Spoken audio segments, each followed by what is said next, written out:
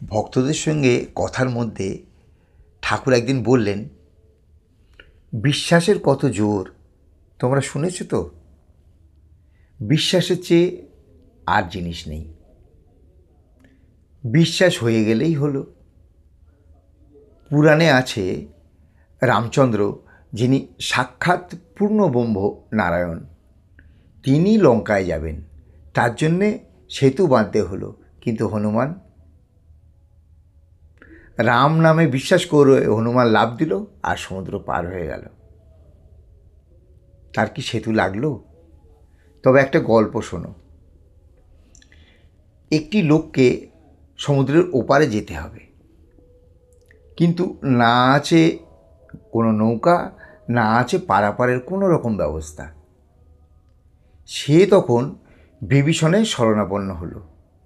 বিভীষণ করল কি, একটি মন্ত্রপ্রুত দ্রব্য তার কাপড়ের খুঁটে বেঁধে দিয়ে বলল, তোমার কাপড়ের খুঁটে এমন একটি জিনিস দিয়েছি যে তুমি অনায়াসে জলের উপর দিয়ে হেঁটে চলে যেতে পারবে।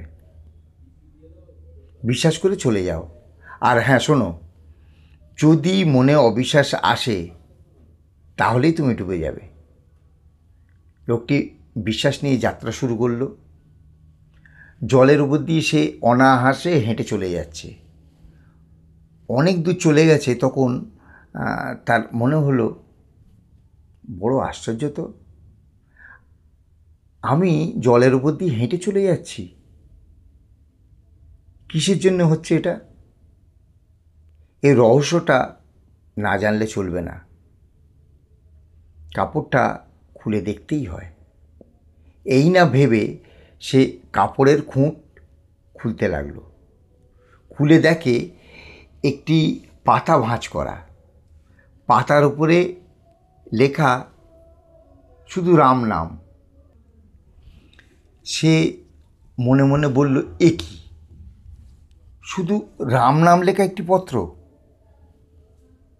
তার মনে এলো অবিশ্বাস, আর যেই অবিশ্বাস অমনি টুপ করে ডুবে গেল গভীর জলের অতলে।